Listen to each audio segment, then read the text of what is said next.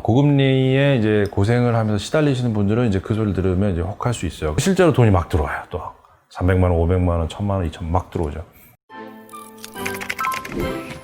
안녕하세요. 재화해보는 사무소 이정 변호사입니다.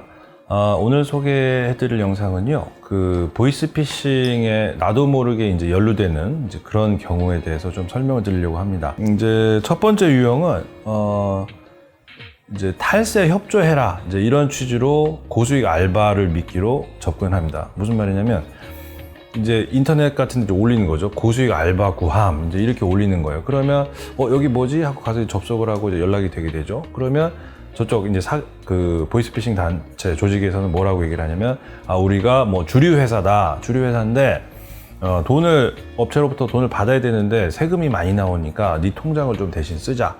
그러면 우리가 받을 돈을 네 통장으로 들어가게 할 거고, 그러면은 그 통장에 있는 돈을 우리를 주기만 하면 된다.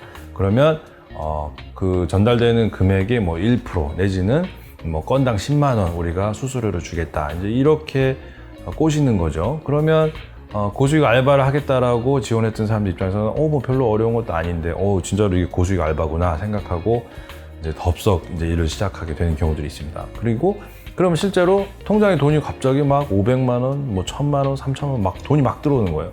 막 들어왔는데 그 돈을 이제 그러면 다시 그쪽 주류 회사라고 하는 그쪽에 다시 돈을 넘겨야 되지 않습니까?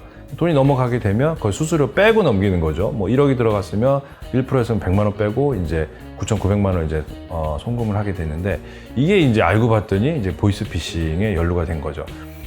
피해자 입장에서는 어떤 주류 회사가 받을 돈을 대신 받는다고 생각했지만 알고 봤더니 보이스피싱의 피해자들이 속아가지고 자기 통장으로 돈을 계속 집어넣었던 거예요.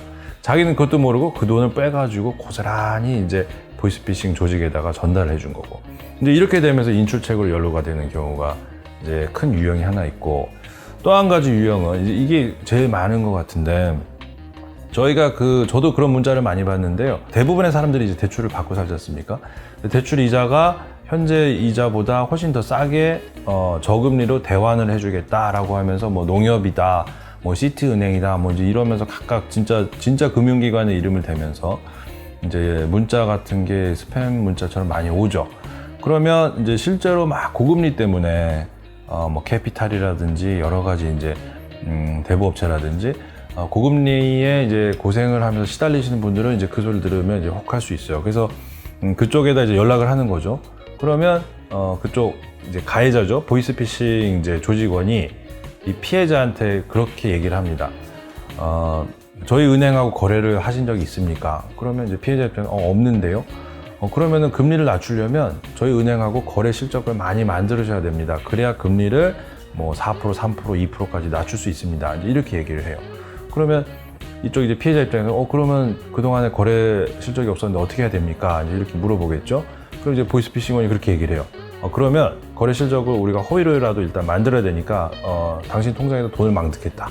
돈을 넣으면 그 돈을 받아가지고 다시 우리가 지정한 계좌로 돈을 다시 반환만 하시면 됩니다. 그러면 본인 은행에는 통장에는 금전거래는 계속 왔다 갔다 이제 하니까 거래 실적이 많이 쌓여서 금리를 낮출 수 있습니다. 이렇게 얘기를 해요. 굉장히 그럴듯하죠. 그럼 그 속아가지고 알겠다라고 해가지고 통장이라든지 뭐 다 정보를 주는 겁니다. 실제로 돈이 막 들어와요. 또 300만 원, 500만 원, 1000만 원, 2000만 원 막 들어오죠. 그러면 어차피 그 내 돈 아니니까 받은 돈 돌려줘야 될 거 아닙니까? 남의 돈인데 받아가지고 막 또 시킨 대로 보내요, 돈을. 근데 알고 봤더니 그게 또 보이스피싱인 거죠. 내 통장에 들어왔던 돈들은 보이스피싱 피해자들이 속아가지고 나한테 보내줬던 돈들인 거예요. 이런 경우에 또 본의 아니게 이제 보이스피싱의 인출책으로 연루가 되게 됩니다. 그러면 보이스피싱에 나도 모르게 연루가 됐는데 과연 처벌을 받겠느냐? 알면서 연루가 되면 당연히 그거는 이제 사기의 공범으로 처벌을 받고, 요즘에는 검찰에서 범죄단체 조직죄까지 같이 기소를 합니다. 그래서 굉장히 엄하게 처벌하고 보통은 징역 한 2년 정도는 실제 선고를 하는 경향이에요. 보이스피싱 굉장히 이제 엄하게 지금 처벌하는 분위기고, 근데 이제 문제는 전혀 나도 모르게 보이스피싱에 연루가 됐을 때 과연 내가 처벌을 받느냐.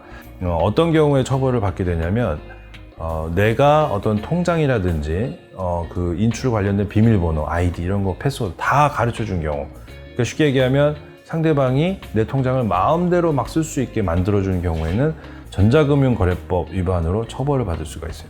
근데 만약에 저쪽에서 이제 시키긴 했지만 내가 어떤 그런 개인정보를 준 건 아니고 시킨 대로 뭐 인출해가지고 누가 가지러 왔다. 그러면 그걸 전달해준다라든지 이런 부분은 이제 또 전자금융거래법 위반에서는 좀 벗어날 수 있는 여지가 생겨요.